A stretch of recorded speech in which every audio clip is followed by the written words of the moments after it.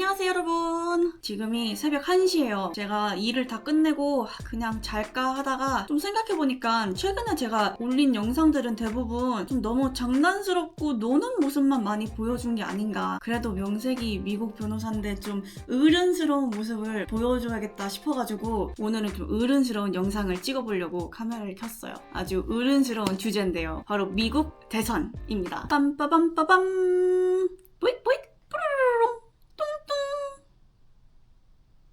미국 대선이 진짜 코앞이에요. 이제 벌써 11월로 접어들고 대선이 진짜 며칠 안 남았어요. 요즘 뉴스 보면은 거의 다 이번 대선은 결과가 예측이 전혀 안 된다. 박빙, 초박빙이다. 이런 기사가 많더라고요. 진짜 결과가 저도 너무 궁금합니다. 아무튼 제가 미국 시민권자잖아요. 시민권자 이꼴 유권자. 그래서 내일 제가 투표를 하러 가요. 근데 가기 전에 먼저 여러분에게 뭔가 미국 대선에 관한 설명, 언론에서 알려주지 않는 대통령 선거의 비밀과 약간 음모론들에 대해서 알려드리고 싶어가지고 이렇게 또 카메라를 켰습니다. 사실 알고리즘의 선택을 받을 수 있지 않을까.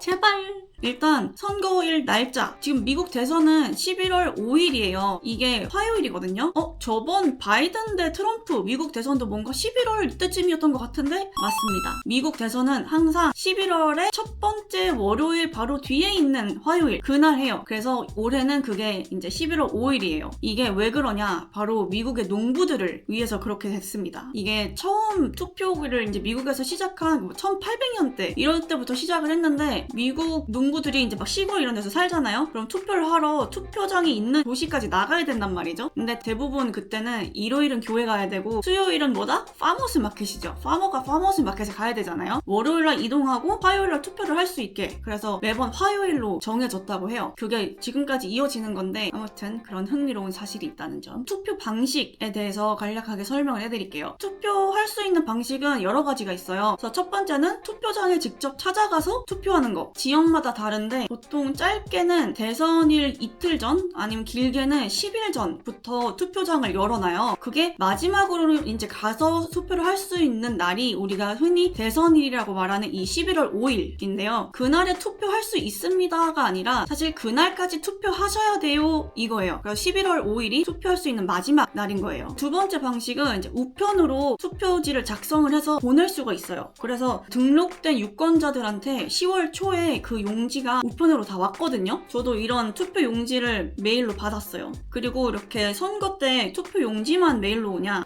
엄청나게 홍보물이 많이 옵니다. 일단 이런 11월 5일 뭐 이런 리마인더 있는 것도 있고 그리고 영어 아닌 다른 언어가 더 편한 분들을 위해서 여기 각종 언어로 투표에 관한 정보를 얻으시려면 여기를 연락하세요. 이런 게 와요. 이런 게 한 번만 오냐? 아닙니다. 엄청 여러 번 옵니다. 그래서 저희가 2개나 있어요. 더 받았던 것 같은데 그거는 이제 버렸고 남아있는 게 2개가 있더라고요. 그리고 뭐 이런 홍보물 이런 것도 옵니다. 아무튼 이렇게 투표 용지를 보내주는데 이게 6일인가? 초에 왔어요. 7일인가부터가 이거를 용지를 작성해서 제출해도 되는 날짜였거든요. 그래서 이거를 우편으로 다시 보내도 되고 아니면 뭐 드랍박스가 곳곳에 설치가 돼 있다고 하는데 거기 가서 그냥 내도 되고 아니면 투표장에 가서 떨궈도 된다고 하더라고요. 마지막으로 투표할 수 있는 방식은 이 Register of Voters Office라는 게 있어요. 한국말로 번역하면 대충 선거관리국? 뭐 이렇게 될 것 같은데 카운티마다 이게 있어서 거기 가서 직접 투표를 할 수 있는 방법도 있습니다.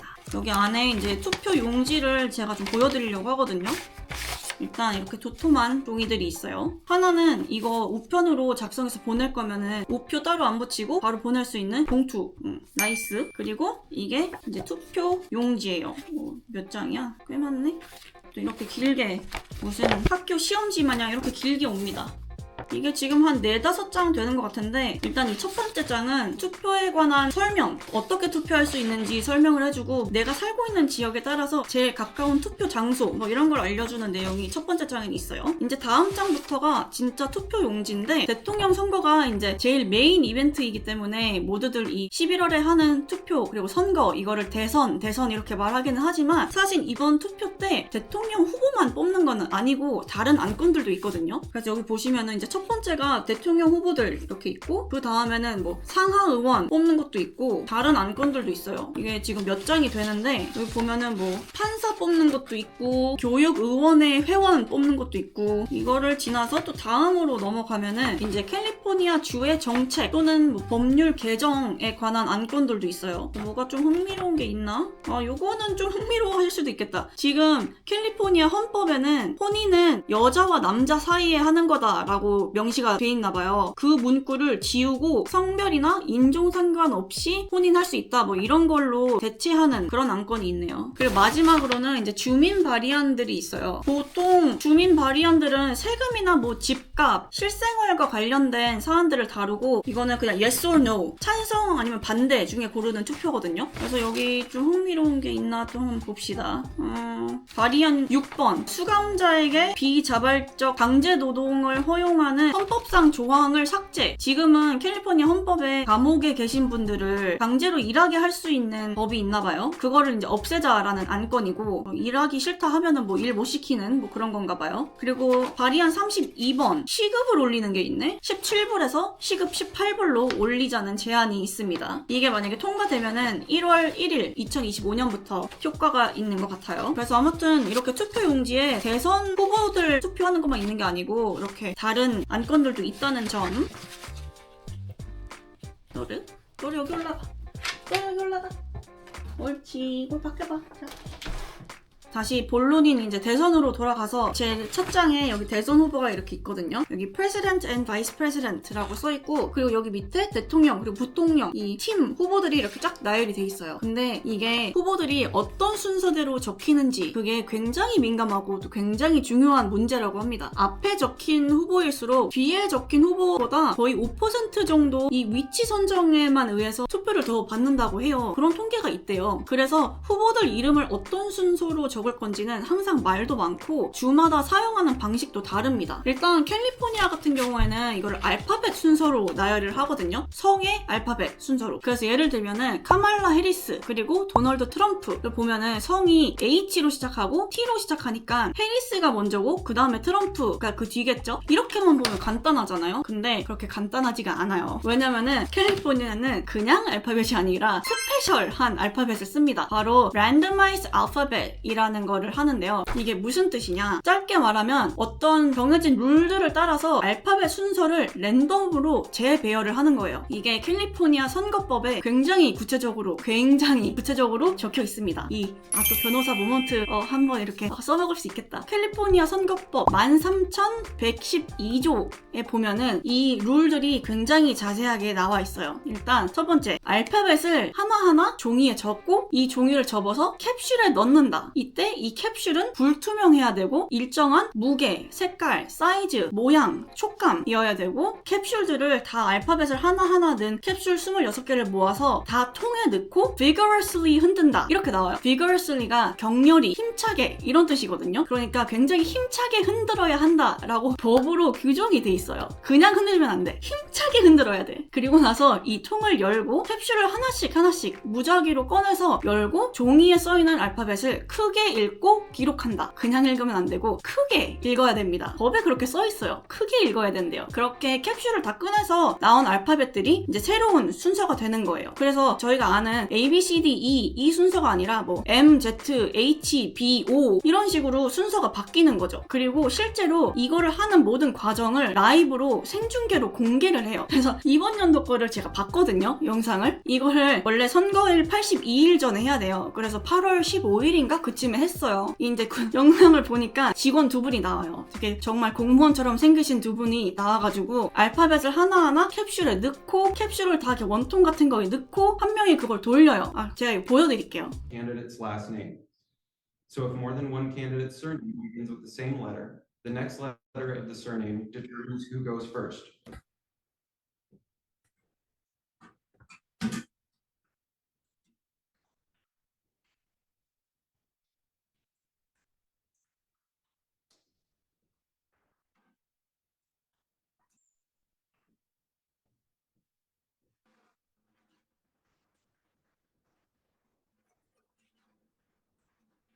T as in Tom,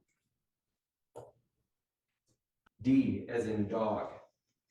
보셨죠? 이게 8월에 라이브로 실제로 한 영상이에요. 그래서 이 공무원 두 분이 캡슐에 넣고 캡슐을 원통에 넣고 한 명이 이걸 돌리죠. 근데 제가 보니까 힘차게 돌리지 않아. 이렇게 돌리는 거 보셨죠? 천천히 차분히 돌리더라고요. 아니 법이 힘차게 돌리라고 했는데 경렬이 팍팍팍 돌려서 안에서 이렇게 찰찰찰찰찰 잘 섞이게 해야지. 너무 이렇게 해갖고 제가 저 불법 아닌가 싶더라고요. 네, 아무튼 돌리고 나서 캡슐을 하나씩 꺼내서 읽으면은 이제 다른 직원이 뒤에서 이런 화이트보드에다가 다 수기로 적어요. 뭔가 너무 아무리 그래도 대선에 쓸 그 프로세스인데 약간 조금 허접한 느낌이 드는 것 같은데 나만 그런가? 아무튼 그래서 정해진 새로운 알파벳이 이건데 여기 보시면은 T가 4번째로 뽑혔고 H가 7번째로 뽑혔어요. 그러면은 이번 랜더마이즈 알파벳은 T가 H보다 먼저 오잖아요. 그러면은 트럼프 후보가 이 종이에 먼저 쓰고 그 다음에 카말라 해리스 후보가 뒤에 와야 되는 거예요. 근데 제가 받은 투표용지에서는 해리스 후보가 먼저고 그 다음에 트럼프가 나오거든요. 나머지도 다 보니까 그냥 알파벳 순서예요. 그래가지고 제가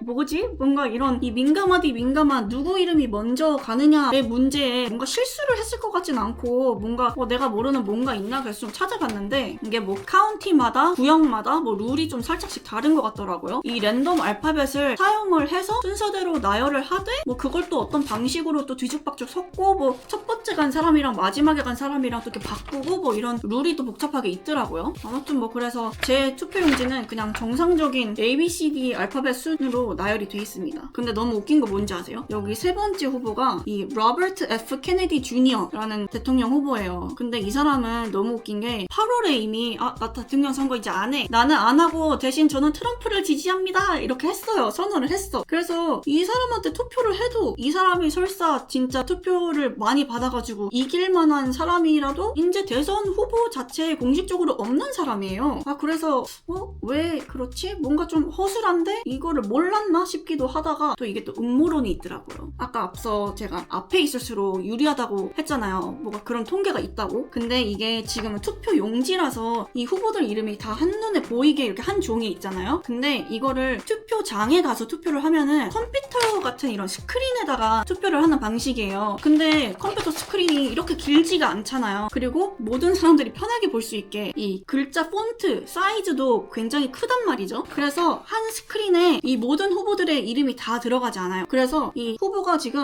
하나, 둘, 셋, 넷, 다섯, 6 후보 팀이 있는데 이 마지막 후보 팀까지 가려면은 그 스크린에서 다음 페이지를 몇 번을 눌러야 이제 다음 페이지까지 간대요. 그 마지막 후보까지. 그래서 이 로버트 F 케네디 이 사람은 후보는 아니지만 여기 중간에 애매하게 껴있는 게 마지막에 있는 후보를 사람들이 더 안 뽑게 더 뒤로 밀려나게 괜히 여기 껴있는 거 아니냐, 여기서 자리 차지하고 있게 일부러 넣어놓은 거 아니냐, 뭐 이런 음모론이 또 있더라고요. 네, 뭐 믿거나 말거나 그렇다고 합니다.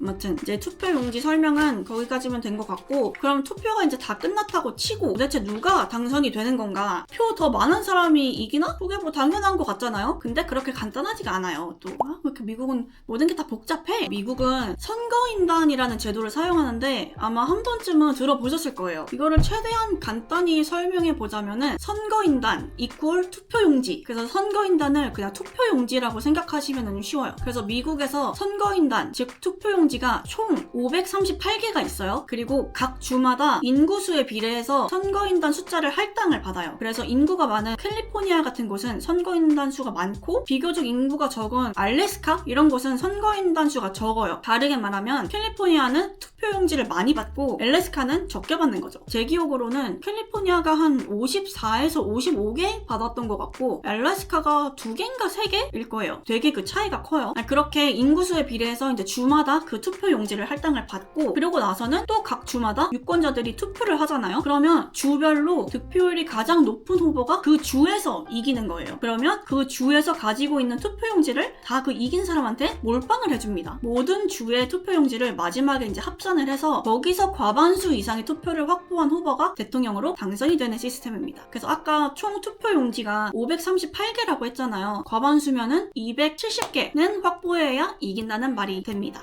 이 선거인단 시스템이 뭐 공정하다, 공정하지 않다, 뭐 항상 말이 많아요. 이게 왜 그러냐면은 전국적으로 득표율이 더 많더라도 이 투표용지를 과반수 이상 못 받게 되면 지게 되는 상황이 일어날 수 있는 거고 실제로 일어나기도 했기 때문에 그래요. 그래서 뭐 아무튼 미국 대선에 관한 설명은 여기까지 하고 이제 내일 투표하러 갈 때 다시 카메라를 켜보겠습니다. 아, 그리고 제가 지금까지 설명드린 것 중에 하나라도 흥미로운 게 있었다, 좀 그래? 라는 게 있었다 그러면은 살포시 구독?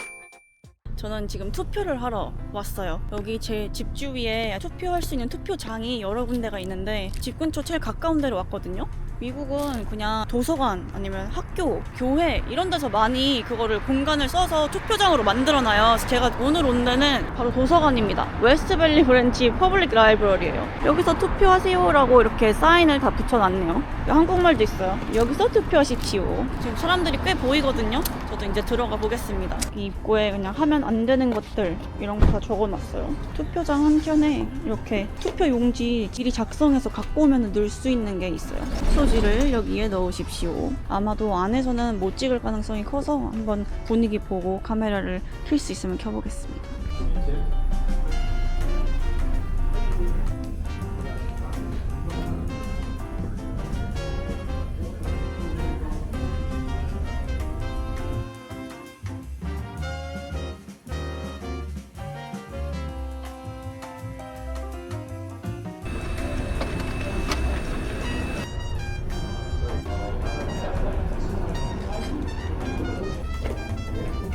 여러분, 짜라랑, 저 투표하고 나왔어요. 투표하고 나오면은 약간 참 잘했어요 칭찬 스티커 주듯이 이런 스티커 주거든요. 그리고 여기는 참 잘했어요 +1 초콜릿도 줬어요. 수고했다고. 들어가서는 못 찍는다 그래가지고 아무도 사람이 나오면 안 된대요. 유권자도 나오면 안 되고 거기 도와주는 스태프분들도 사진 찍히면 안 된다 그래가지고 좀 되게 조심스러웠거든요. 그래서 안에서는 많이 못 찍었는데 아무튼 일단 처음에 들어가서 아이디를 주고 저를 먼저 등록된 유권자 거기서 찾은 다음에 무슨 카드 같은 거를 프린트를 해줬어요. 그걸 가서 종이로 수기로 할 거냐 아니면 컴퓨터로 전자식으로 할 거냐 해서 전자식으로 한다고 하니까 제 아이디랑 연결된 무슨 카드를 만들어 주더라고요. 그 자리에서. 그래서 컴퓨터가 있는 곳에 가서 그 카드를 넣으니까 제 이름이 딱 뜨고 이제 거기서 투표가 시작되는 거죠. 약간 아이패드에서 설문조사 하듯이 그런 식으로 이렇게 쭉 나와 있었는데 다른 사람들 말대로 진짜 대선 후보에 제일 밑에 있는 분은 첫 장이 안 나오더라고요. 그래서 좀 이렇게 스크롤을 해야 됐었어. 아무튼 그래가지고 최대한 제가 미리 생각하고 어느 쪽으로 투표를 해야겠다라고 생각하고 온 안건에서 투표를 했고, 그렇지 않고 제가 잘 모르는 이슈거나 어떻게 해야 되는 게 좋을지 판단이 잘 안 쓴 안건은 그냥 투표 안 했어요. 뭔가 그냥 랜덤으로 하기에는 좀 너무 무책임한 것 같아가지고 그거는 그냥 블랭크로 냈습니다. 아무튼 그래서 투표를 다 하고 나니까 마지막에 제 결과지만 싹 모아가지고 프린트를 해줬거든요. 그 프린트를 또 따로 저기 앞에 가서 기계에다가 넣으니까 그게 접수가 되고 투표가 끝났어요. 뭐 나름 간단한 투표 방식이었어요. 지금이 아직 평일이어가지고 사람들이 그렇게 바글바글 하진 않은데 아마 내일 모레 그리고 월요일 화요일 이렇게 대선이 이제 4일 남았으니까 내일부터는 이런 투표 센터마다 사람들이 엄청 몰리지 않을까 싶습니다. 그럼 이번 미국 대선 영상은 여기서 끝! 안녕!